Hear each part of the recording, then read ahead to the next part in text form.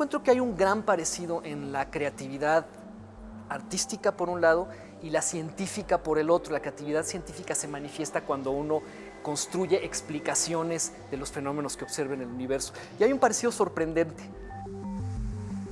La sorpresa es muy importante para ambos. Como, digamos, es uno de los motivos que puede uno tener en las búsquedas artísticas y en las búsquedas científicas. Y por supuesto es una de las fuentes de placer en ambos. La imaginación en el arte, su uso es evidente, no hace falta comentarlo, pero en la ciencia, por ejemplo, cuando te topas con un fenómeno nuevo, como le sucedió a los astrónomos, le sucede periódicamente, pero como sucedió en un ejemplo concreto hace 10 años, cuando encontraron que, contra toda expectativa, la expansión del universo, en lugar de frenarse, como se había pensado durante 60 o 70 años, se estaba acelerando. Es un fenómeno completamente nuevo, sorpresivo e inesperado. Había que explicarlo. Llevamos 10 años en esto, llevan los astrónomos 10 años en esto y han generado un montón de hipótesis que son como narrativas novedosas que tratan de darle coherencia a todos los datos que tenemos acerca de este nuevo fenómeno. Para eso hay que tener mucha imaginación, hay que salirse de lo que ya conocíamos, inventar cosas nuevas. A mí me gusta equipararlo, las hipótesis en ciencia, estas narrativas que requieren mucha imaginación, un poquito con obras literarias como por ejemplo, digamos, el ensayo sobre la ceguera de José Saramago, en el que Saramago plantea una situación hipotética, que de pronto en una ciudad todo el mundo empieza a perder la vista por razones desconocidas. Y luego lleva esa situación a sus últimas consecuencias en una especie de hipótesis, digamos, de formación de hipótesis o de narrativa, y nos explica o nos muestra cómo sería esta situación, qué pasaría si ocurriera esto. En la ciencia es igual.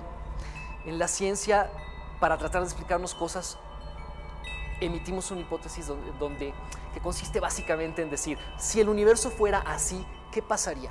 ¿Ocurriría lo que estamos observando o no? Entonces hay un gran parecido.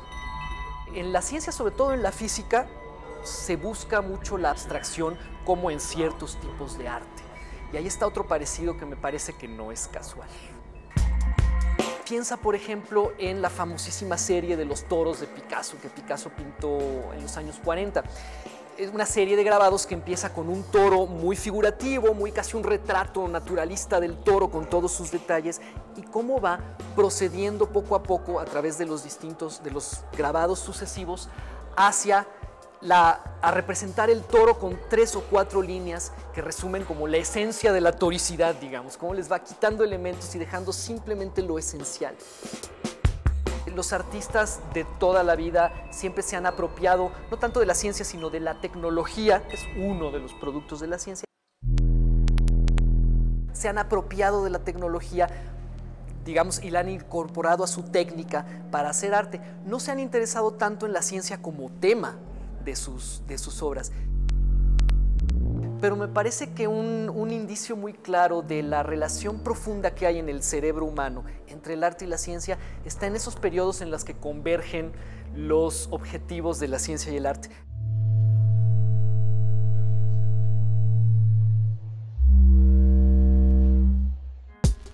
A principios del siglo XX, cuando en pintura empiezan a alejarse de lo figurativo, de lo representativo, y empieza un movimiento hacia mayor abstracción. En la música pasa lo mismo.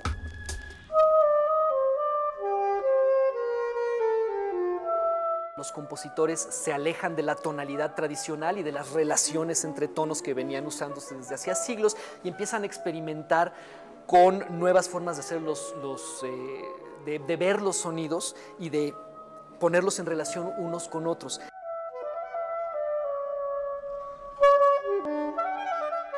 Y en física, exactamente en esa misma época, está ocurriendo lo mismo.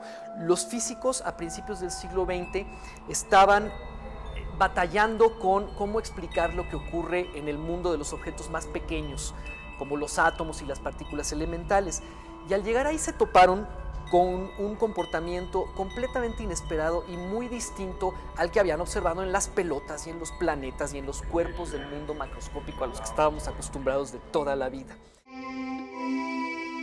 No es una coincidencia, aunque tampoco es magia, que en el espíritu de los tiempos esté ese movimiento hacia la abstracción. Yo creo que tiene que ver con el hecho de que finalmente artistas y científicos estamos operando con la misma maquinaria de pensar y de hacer las cosas, que es el cerebro humano. Y esa maquinaria, aunque cada cabeza sea un mundo, digamos, funciona en esencia de la misma manera en todos porque tiene la misma historia evolutiva detrás. En el fondo, los artistas yo creo que siempre han tenido una relación muy cercana con la tecnología de su tiempo. Digamos, cuando fue posible hacer pinturas al óleo, pues los artistas inmediatamente las adoptaron. Hoy la tecnología ofrece también muchísimos medios más para los artistas. Para los músicos, desde ese tiempo ofrece la posibilidad de construir cualquier sonido imaginable con los sintetizadores. Y para los artistas plásticos, digamos, ejemplo típico son las computadoras y cómo permiten un montón de herramientas para crear cualquier cosa que te imaginas.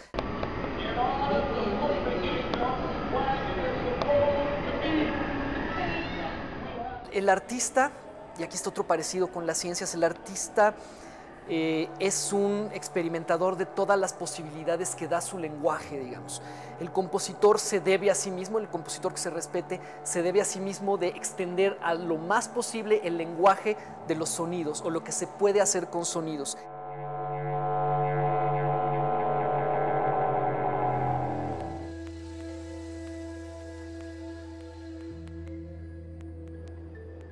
Eso yo creo que no ha cambiado en siglos. Alguna vez las herramientas para un artista fueron la piedra y un cincel.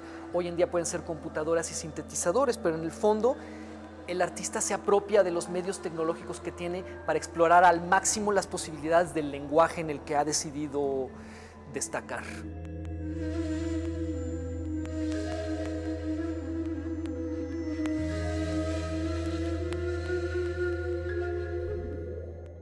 El cerebro humano es una máquina que surgió con millones de años de evolución para resolver cierto tipo de problemas. Y eso ha llevado a que nuestros cerebros funcionen básicamente de la misma forma, en artistas y en científicos.